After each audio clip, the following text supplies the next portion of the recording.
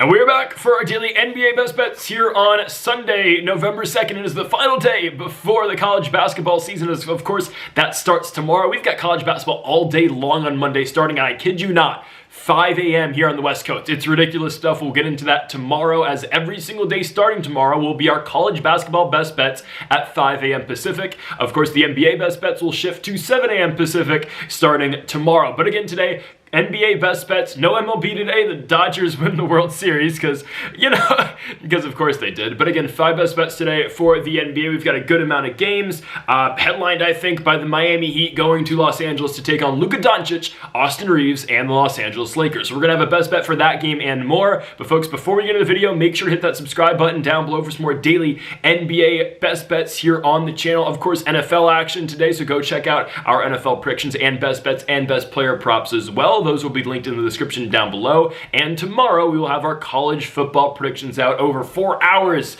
of Week 11 college football predictions. So you're not going to want to miss that as well, as we get on now to the first of our 5 best bets for this Sunday, November 2nd NBA slate. Kicking things off with the early game at 12:30 in Oklahoma City. We're going to go with the New Orleans Pelicans and the Oklahoma City Thunder. This is going to be a best player prop. We're going to have 2 player props today and 3 spreads. So our first play of the day is going to be not Shai Gilgeous-Alexander, as we've gone to SGA, the MVP, the best player in the sport, multiple times already this season. Instead, we're looking at the rookie out of Oklahoma, Jeremiah Fears.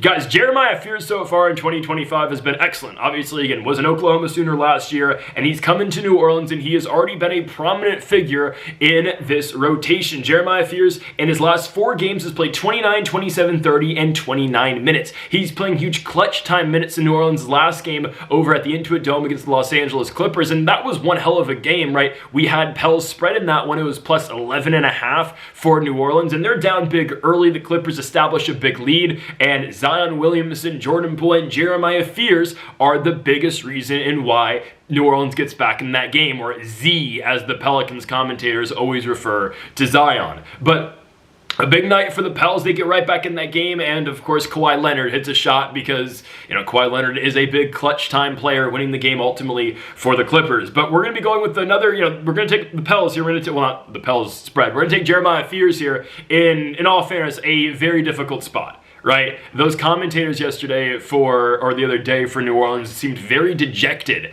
after the Pelicans lost that game because they realized, oh wait, yeah, we have the Thunder next. It was a game that, again, New Orleans wanted to get, but now you look at the spot here, and the line, I believe, is very low for Jeremiah Fears.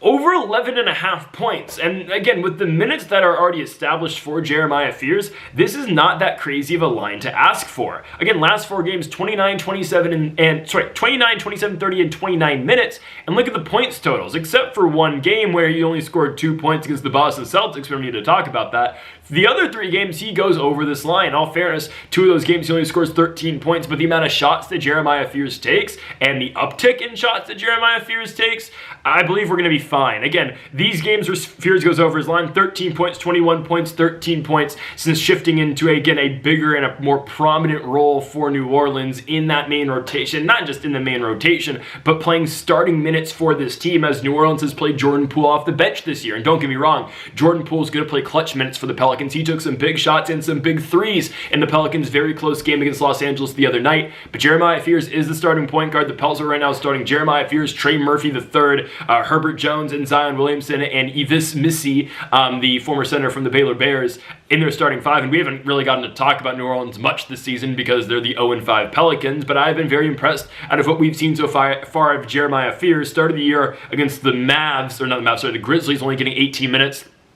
Immediately you see that production jump up to the 29, the 30-ish minutes per night, and he's taking a lot of shots, and some nights they're just not all falling, but he's a guy who's going to put up about 15 shots a night, and, on top of that, the free throws he's going to shoot, and the 3-point attempts as well. We should be fine here. Again, so we just break this down of what Jeremiah Fears has done. This is a guy who's going to take about 15 shots a night. So in Los Angeles, 14 shots, he only made 4 of them, but 2 of them were threes, and he got to the line 3 times, 13 points. Again, against the Denver Nuggets, 30 minutes, he goes 10 for 15 from the field, 1 for 3 from the three-point line, doesn't make a free throw, he actually goes 0 for 2 from the charity stripe, but again, that results in 21 points. Even in the game against the Boston Celtics, where he scores 2 points, he takes 11 shots and misses 4 three-pointers, which does that suck 100%, but it goes to show again that production level is very high, the volume of shots is going to be up, and we don't really have to be too concerned about, Jeremiah Fears not getting his opportunity, because that was ultimately something that I was a little bit concerned about yesterday with Neemias Queta, and Queta obviously had a very hot start, then only proceeded to play 15 minutes because the Celtics ended up getting blown out at home against the Houston Rockets, which might be a theme this season for Boston, don't get me wrong, but anyways, right, Fears will play the entire game. I know, again, this has definite blowout potential, but I'm here to say maybe not, guys. OKC's been playing some oddly very competitive games this year, and I know, again, they're coming off of a blowout victory in their last one. And yes, you're taking potentially, I think it's fair to say, the best team in basketball against the worst team in basketball. I mean, there might be teams that are actually worse than New Orleans, but it's pretty clear to say that the Thunder are the best team in the NBA. I think the game can be relatively close. I mean, guys, the Thunder played a home game close against not the Washington Wizards, they blew them out, but the Sacramento Kings. They went to Dallas, played a close game. They went to Indiana, played a very close game, obviously opening night against the Houston Rockets. There's close game potential here, and I think, if I'm the Pels, again, we're getting Jeremiah Fears those shots. We're letting our rookie get more adjusted to that role. Obviously, Zion, Jordan Poole. I'm going to go with the over tonight for Jeremiah Fears on points. 11.5 feels like a pretty solid line. Again, he's been putting up 13 a night, and if we can just continue to hit those shots, because we know the volume is going to be there, I think we're going to be fine. I'm going to go Jeremiah Fears over 11.5 points in OKC. On to our second best bet of the video. Let's go to a banger of a matchup, a slobber knocker of sorts, as we've got the Charlotte Hornets hosting the Utah Jazz. Second night of a back-to-back for Charlotte, and I don't like it. That's why we're going to be fading them here. I'm going to go Utah. Guys, I think Utah Jazz money line tonight is very playable, but we're going to go with the plus 3.5 just to give us that extra insurance. But I do believe Utah, like plus 140-ish, is actually very good value because, if you've been watching so far on the channel this season, I have been oddly very high on the Utah Jazz, which I get, again, maybe I'm the only person walking this planet that thinks the Utah Jazz actually aren't that bad, but watch them play. They're not horrible. They have a 2-3 record, and I know their last game they went to Phoenix and got, whooped by the Phoenix Suns. I understand that, but watch the games they win. Really watch every single game they play this season other than playing Phoenix. Opening night against the Clippers, they blow Los Angeles out. And I know the Clippers, it's an unction over there in Los Angeles. Everyone, they don't play, I'm so serious, and the Pelicans commentators said this the other night on Halloween, they don't play a single player under 28 years of age in their rotation. It is absurd. And the Pels rotation is made up just of guys who are under 28. So it really goes to show where the Los Angeles Clippers are at right now. But regardless, it's not about the Clippers.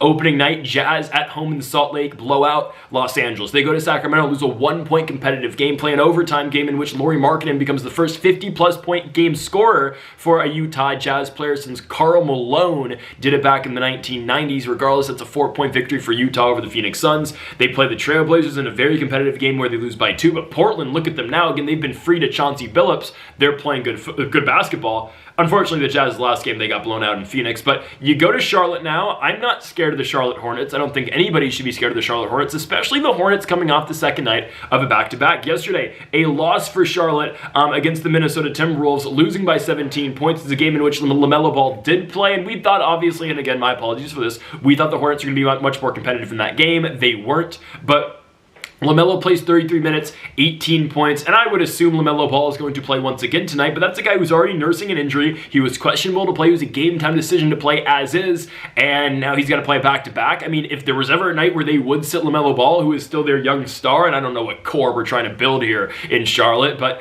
if there's ever a night to sit him, it's actually right now, considering, again, you played Minnesota last night, now you get Utah. On paper, Utah's not supposed to be very good, but I'm telling you, this team's going to continue to give teams fits all year long. Now, I'm a little concerned the Tankathon's already started. And I'm not one to question injuries, but Walker Kessler is already sitting out games. Well, he's not sitting out. There's an injury report on Walker Kessler. It says Kessler has been ruled out for Sunday's game in Charlotte against the Hornets due to shoulder bursitis. Does that just mean shoulder bruising? I don't know. Brucitis. Sorry, I'm no nurse. I'm not a doctor. I don't know. He's not playing is ultimately what we need to think about there. Isaiah Collier also out too with a hamstring injury. I'm getting a little concerned. We're already going down the tanking path of Utah, and I really hope they don't. Is Utah going to be a playoff team this season? Probably not. Are they going to get in the play-in even? Probably not. But they have fun guys in their team, and I want to see Lauri Markkanen continue to play on a team that can win. I mean, if they're going to hold Walker Kessler hostage and not trade him, and if no one really wants to take on that Lauri contract, again, look at the Lauri game that was played against Phoenix. Because Lauri Markkanen can drop 50 points, and he can do it quite easily. He's a rare type of player who's 7 feet tall, can play like a 3, and exactly does just that. So I assume tomorrow Utah is going to be starting probably Walter Clayton like they've been doing, Svi Mykhailiuk, Lauri Markkanen, Kyle Filipowski, and probably Yusuf Nurkic coming off the bench. How dare they even think about playing Kevin Love, because, again, Kevin Love's not there to play basketball anymore. But again, teams need that veteran mentorship, and I think it's honestly a good thing that Utah's got him there. I can't trust Charlotte on a second out of a back-to-back. Again, Kessler's out, and I hope this is not the tankathon already starting. Again, Utah last season was hell-bent on finding a way to get a position, or be in a position to get Cooper Flagg, and obviously, the lottery rolls around, and you play in Utah, you're not getting rewarded with Cooper Flagg. We're going to give that to the Dallas Mavericks, because, the lottery's not rigged. It's not rigged at all. Anyways, I don't trust Charlotte. Again, Utah, I hope they don't start tanking again. I don't trust Charlotte. This doesn't really ultimately come down to Utah, even though I like the Jazz a lot, and we've picked Utah quite a bit this season, which is a little surprising. Because we didn't at all last season, because it was just tank after tank after tank after tank. But again, I've made my points about Lauri Markkanen. When he plays and when he actually gets minutes, Lauri Markkanen can be very good and very effective, because he can shoot, he can drive, and he's 7 feet tall. He's, I don't want to call him a freak of nature, but there aren't many players who legitimately, at Lauri Markkanen's best, can do what Lauri Markkanen does. Don't forget, former All-Star Game starter. Yes, the All-Star Game was in Utah that season, but still. I don't trust Charlotte on a second night of a back-to-back. Again, LaMelo's already been hurt. This is a starting lineup of Con Knuppel, obviously Melo at the 1, Sexton at the 2, Knuppel at the 3, Miles Bridges at the 4, and then Ryan Kalkbrenner, the Creighton center, at the 5. So, of course, you still got the Kalk and Ball connection there.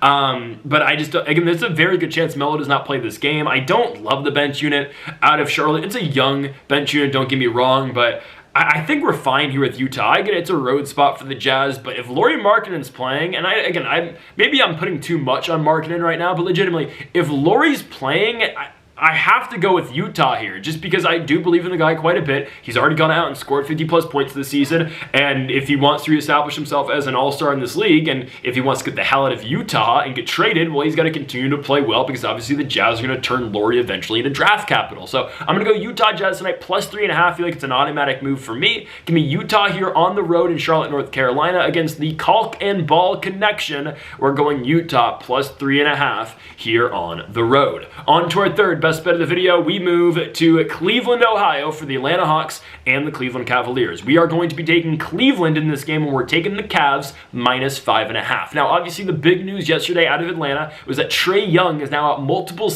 months. I was about to say seasons. That's definitely not. Multiple months, or they're saying 4 weeks. Okay, I thought I saw months. 4 weeks, so that's a long time. He's going to be reevaluated in 4 weeks. That's likely going to turn into, unfortunately, a multi-month injury, even if that multi-month injury just means 2 months. You're still probably not going to see Trae Young step on the court until either late 2025 in December or in early 2026 in January. And that's a problem. Obviously, it's a problem because Trae Young's the face of the franchise, and Atlanta has put a lot more into Trae after, thoughts and questions about, will Young be moved? No, they have fully committed to Trae Young, and good on them for that. He's the franchise guy. Guys, no Trae Young, and I'm getting questionable about this team. I know they've been, they made moves in the offseason. This is why you get a Nickeil Alexander-Walker, right? Because now he can play the 1 with Trae out, and this is why you get Kristaps Porzingis, and now you have a healthy Jalen Johnson, and here comes, Zachary Rissachet, the second-year man. You've got a solid bench, don't get me wrong. That's why you get Luke Kennard. Mohamed Gay is back. I just don't like it without Trae Young, man. I don't. He leads the offense, and what Trae does for this team, this is the guy who's going to give you 20 points per night. He leads the NBA in assists every single season. And have they gotten by so far without Trae, with Trae's, again, injury? Sure. But you beat the Indiana Pacers on Halloween, and I love the Indiana Pacers, okay? We're rooting for Indiana every single night, and they beat the Warriors the other day, so let's go. I can't, like you beat the Halliburton-less Pacers who are already in full tank mode, right? The Pacers actually beat the Warriors yesterday. Shout out to Neesmith, 31 points. Spicy P doing his thing in the first half as well. Again, hey, I'm just saying, it's still not that crazy to say the Pacers make the playoffs. I'm telling you, like, they're going to find a way, but at the same time, I believe Indiana wants to lose because AJ's coming up, Cam Boozer, again, AJ to Indiana, and the Pacers are winning the finals in 2027. Anyways, this is not about the Pacers, though. I think the Hawks don't really play that well in Cleveland here tonight, guys. We got to remember what Cleveland does at their best, and I understand back-to-back losses for them, going to Boston. Again, Donovan Mitchell's been dealing with some injury problems, but Mitchell plays in Boston. They lose that game. They then lose to the Toronto Raptors on their own home court. And I get it, no Darius Garland, even though we've seen Cleveland play many extended periods without Garland on the court. Now, the biggest question tonight is going to be Donovan Mitchell. Both Donovan Mitchell and Jarrett Allen are questionable for this game. Mitchell with a hamstring injury and Allen with a finger injury. We'll see if either of those guys play. And again, I wouldn't bet this line until we have clarification on Donovan Mitchell. Yeah, Jarrett Allen's a big deal too, but really, this is built around and based around Donovan Mitchell tonight because worst case, Evan Mobley plays, obviously just has a bigger impact on the game. When Allen's not playing and you either slot in a Larry Nance or a Dean Wade into the 4 spot. And obviously Lonzo Ball will be taking the starting job for Darius Garland tonight, and that's okay.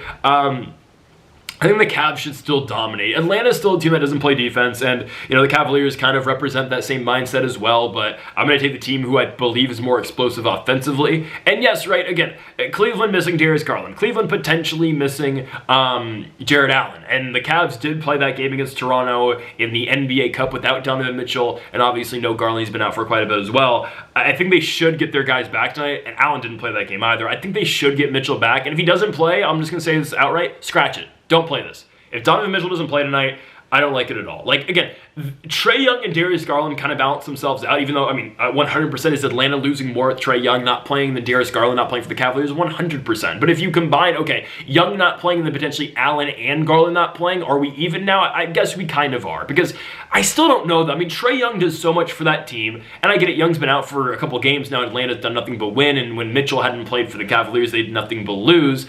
Albeit only one game, he was playing injured on the ESPN spot in Boston.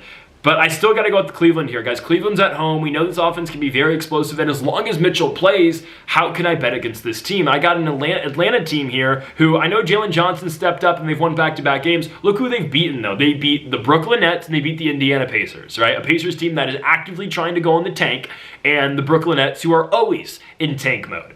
And again, I got to go with Cleveland here. I'm looking at the Atlanta lineup. Yeah, they're deep, and this is what they did in the offseason. You get a Luke Kennard, you get a Nickeil Alexander-Walker, you have the Great Barrier Thief, obviously, at the 2 guard in Dyson Daniels, but they've gotten by against Brooklyn and Indiana, 2 teams that are not in the best winning position this season. You're not going to get by, in my opinion, against the Cleveland Cavaliers. As long as Cleveland has their guys playing, we can expect, again, if Mitch doesn't play, I wouldn't bet it, but expect Evan Mobley to show up and put up big numbers like he's been doing. But I assume Donovan Mitchell's going to play. He has not played since Wednesday. You could see a world where he doesn't play, though, tonight because they don't play again until next Wednesday. But we'll see. We'll play it by ear. If Donovan Mitchell plays tonight, we're all in. I'd like to have Jarrett Allen back, and I think that, again, heavily shifts the line if both those guys play. But again, we're just looking for Donovan Mitchell to give it a go tonight. I think he's going to, meaning we're going to take Cleveland Cavaliers spread against the Atlanta Hawks. Give me -5.5 for Cleveland at home from the Rocket Mortgage Center Arena, whatever they call it. Give me Cleveland at home, -5.5. On to our fourth, the best bet of the video. Let's move to a matchup over in the Garden as the New York Knicks host the Chicago Bulls. When are they going to learn? I got really close, guys, to just saying straight up Bulls money line. I think it's like +2 something. I got really close to doing that. Instead, I'm just going to go Bulls +7.5. Are we going to start putting some respect on potentially the best team right now in the Eastern Conference? Record-wise, can you say otherwise? They are the only undefeated team in the East. They are one of 3 undefeated teams in all of basketball, obviously with the Oklahoma City Thunder and the Victor Wembanyama-led San Antonio Spurs. Guys, the Bulls are 5-0, and I think it's time we actually put some respect on their name. I think it is. NBA Twitter is saying, oh, this is the least scary and the least intimidating undefeated team ever. Stay on that side. I've been on this for a while now. I was on this last season, and I've been singing the praises for Josh Giddey, and for good reason, guys. Josh Giddey should be getting MVP votes this year. It's the truth. And I know we're 5 games into the season, and obviously there's a lot of basketball left to play, and sure, we're waiting for Kobe White to return as well, but that's not going to happen for another month or so. Guys, what Giddey's doing for this team is absolutely absurd. And sure, I think you can still make the case that it was a win-win for Chicago and Oklahoma City. I know, hold on, like, there are people who are saying, well, how is it really a win for OKC? You traded a guy who's going to get most valuable player votes and is going to probably be a perennial all-star who's only 23 years old for just a bench player and a guy who can shoot some threes and give you some a defensive boost. Well, the argument to that is you would do anything physically possible to go out and win an NBA championship. And ultimately for OKC, the better fit for them was Alex Caruso over Josh Giddey. Not to say Giddey's not the better player, he's undoubtedly the better player, but this put Giddey in a position where he can be ball dominant. He's not playing with Shai Gilgeous-Alexander anymore. Giddey can be his own number 1 option and also average 10 assists a game and also grab 10 rebounds a game. I'm telling you again, what Giddey's doing at 23 years old is remarkable, and it gets forgotten about a lot too. Giddey's he's very young, and he's not even in his prime yet. And you get a Bulls team now led by Josh Giddey, and don't forget when White comes back as well, a guy who has finally learned, like, hey, I can just rise above people now. I have a good mid-range shot. I have a better vert than these guys. I'm just going to get up higher than these guys and shoot right over them. And guys, I'm telling you, we were on this at the end of last season. I was really on Bulls play and push, like, watch out for them. I'm telling you now, watch out for Chicago. And I thought I was kind of crazy last year saying, I think Kevin Durant should come here. I was so serious about that, though. It's a young core. Guys, imagine if this team had Kevin Durant instead of Isaac Okoro. I know Okoro's a great defensive guy, but he can't score to save his life. Imagine if the starting lineup's Josh Giddey, Kobe White, Kevin Durant, Matas Vucevic. That's a team you'd argue could win a title right now. I mean, sure, would they beat the Thunder in a 7-game series? No. It's a team that would have a lot of success in the Eastern Conference, and obviously they did not get Kevin Durant, and they still, I believe, are a big veteran addition away. But just saying, watch out for the Chicago Bulls and watch out for Josh Giddey. So I don't know why they're still not getting respect here, because I have put full-on respect on the Chicago Bulls. We are acknowledging them as one of the best teams in basketball right now, and will that hold? I don't know, but look at the teams they've beaten, guys. It's not like they're playing bad teams like, no offense, what San Antonio's doing right now, and obviously, again, the scheduling's not their fault, but who have the Spurs really beaten? Chicago's beating good teams. Detroit, offseason champions, beat them. The offseason champions, Orlando Magic, actually the Pistons weren't really offseason champions. Magic offseason champions beat them. Hawks offseason champions beat them. Pistons, obviously, playoff team last year, beat them. Sacramento, okay. New York, go out and beat them. They were dogs in that game, and what does Josh Giddey do? 32, 10, and 9. I'm telling you, he has broken through into not just a good NBA player, an elite NBA player. I'm so serious about that. So now they go to New York. And of course, you know we've got beef with New York. We don't like the Knicks because whenever we bet on the Knicks, they fail us. Whenever we bet against the Knicks, they obviously show up to play. Tonight, we're betting against them. Guys, this is a 2-3 Knicks team. This is a Knicks team that just, simply put, isn't very good, okay? I guess, again, for the better, they fired Tibbs and they stopped running their 7-man, 40 minutes a night rotation in the regular season, kind of like what Philadelphia is doing right now. No, they got injuries, though, so I can't really put that much on them. Regardless, though, they changed their, they're playing a deep rotation now, and now you can't win, though. And, Brunson's not playing 38 minutes, Cat's not playing 38 minutes tonight, and now we don't know how to win a basketball game. Opening night, they beat the Cleveland Cavaliers. The second night of the season, they beat Cleveland. They then beat Boston. 3 straight L's on the road, Miami, Milwaukee, Chicago.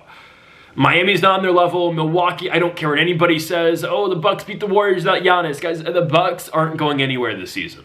They're not, okay? When Miles Turner's a starter on your team, and you actually paid him good money, you can't win. Again, I'm waiting. The next time we talk about the Bucks, I am going to unleash on Miles Turner. I've had it with that guy.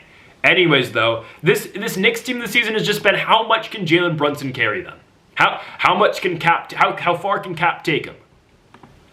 Other than that, I'm not sold on Chicago. Cat's been awful this season. He's been really bad. Mitchell Robinson, who knows if this guy's playing? Guys, Mitchell Robinson posted a TikTok to country music because he's into that type of stuff. That's cool. Again, I love Morgan Wallen. But I don't even think it was Morgan Wallen he posted to. But anyways, Mitchell Robinson posted TikTok. He's always got his country fit on and whatnot. And it's a TikTok, whatever. It's like, it doesn't matter what it's about. But someone comments like, hey, you gonna ever play in the NBA again? And Mitchell goes, I don't know. And obviously he's trolling, but it's like, dude, where's Mitchell Robinson? He's questionable today with injury management. Taking Chicago. All right, guys, I'm taking the team that I know can score. Yes, are the Knicks super dependent on the three-point shot? Yeah, I'm still taking the Bulls. I think, again, it's all really dependent on if the Knicks have a good night from beyond the arc. Guys, we're getting 7.5 points here with Chicago, a team that hasn't lost a game yet, and we just saw play New York, albeit in the United Center 2 nights ago, and they won by 10 points. They put up 135. Josh Giddey puts up 32. I'm telling you, watch out for Giddey. Giddey's going to get MVP votes, guys. Josh Giddey was the James Harden of that OKC team, right? Who's Shea? Is he Russ or is he KD? I don't know. Shea's the star. Chet's there too. J-Dub, I'm sure you have so many stars on that team. Josh Giddey's the Harden. Who's going to go somewhere else? Is he going to win an MVP? I don't know. I'm telling you, those a perennial all-star who was given up on at 23 years of age. Bulls plus 7.5, and yes, Josh Giddey is the biggest reason to that. On to our final. Best bet of the video. Let's go to the nightcap and the biggest game of the night, I think. Maybe it's Bulls Knicks. I don't know. Probably put that in the thumbnail, honestly. But anyways, I've not made the thumbnail yet. Anyways, Heat versus Lakers. Late night spot, 6:30 from Crypto.com Arena. How good are the Los Angeles Lakers? How good are they? How good is that team? We're not going to be betting on the Lakers today because you know what? I hate betting spreads on Los Angeles. When I watch my favorite team play, I just want to see them win. I don't really care about how they get it done. You know, just like in baseball, we never bet Nationals -1.5. Well, really, because they were never -1.5. They were always underdogs for all 162 games. But additionally, too, like, I don't want to bet on my team. Oh, they're winning. Oh, we're up, but I need them to win by 5. No. We're going to bet on Luka Doncic. Guys, Luka Doncic this season averages 45 points a game. And I'm serious about that. That's not, you know, I'm not pulling your leg or anything here.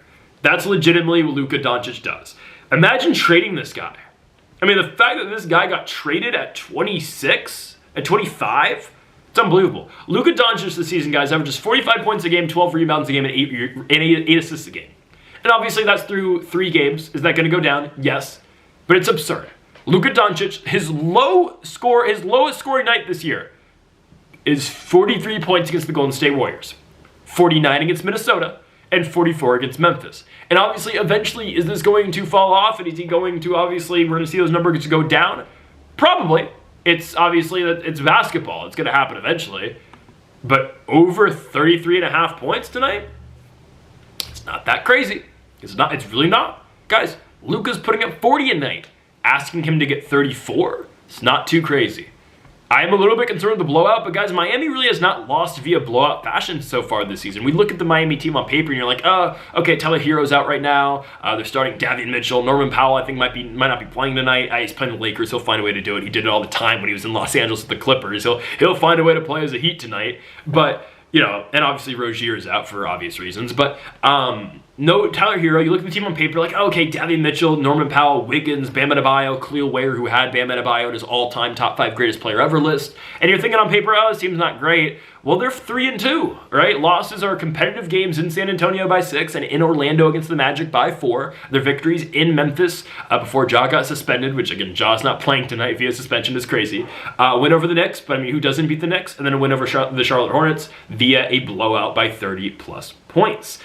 I'm going Los Angeles here with Luka Doncic. Again, I think the Lakers win the game. Obviously, that's not groundbreaking news as they're like -205 favorites. But I got to go with Luka here, guys. It doesn't really matter what spot it is, who's guarding him. I mean, I assume that's going to be...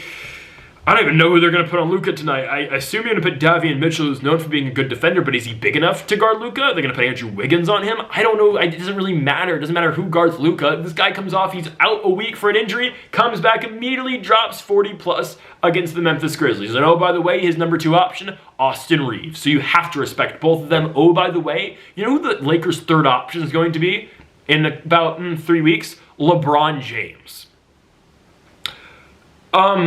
I think the Lakers might win the NBA championship. I've always been, oh, I don't know about OKC. I think they might do it this year. That's all I'm going to say. If LeBron James is your 3rd option and Rui Hachimura is your 4th and Ayton's playing solidly at the 5, we're in business. We're in business. The bench unit's going to continue to come back. Gabe Vincent and whatnot. Adu Thieto as well. By the way, Dominic Ayton is probable tonight with a back injury, obviously, that he suffered in the tail end of the Memphis game. He was available to come and play in the 4th quarter. Lakers just didn't need him. Guys, we're back. Showtime basketball's back. Still hashtag Lake Show, whatever you want to say. I need to get out to some Lakers games over the winter and in the spring, and we will be there. We will be there. We are fully behind this team again, and we are finally, officially realizing Luka magic. And Luka Doncic over 33.5 points, we should be 100% fine. The amount of shots Luka takes per night is absurd. 27, 23, 27 from 3, 10, 12. He's even shooting more in the Memphis game, 15. This is the best player in the sport, Luka Doncic. So Luka over 33.5 points concludes our NBA best bets here for Sunday, November 2nd. If you haven't yet though, make sure to hit that subscribe button down below for more. Make sure to leave a like if you did enjoy the video. Make sure to comment if you disagree with any of the picks. Folks, thank y'all for watching. We'll be back tomorrow for more daily NBA best bets with our college basketball best bets for the first time this year in 2025. Folks, thank y'all for watching, and Mamba forever.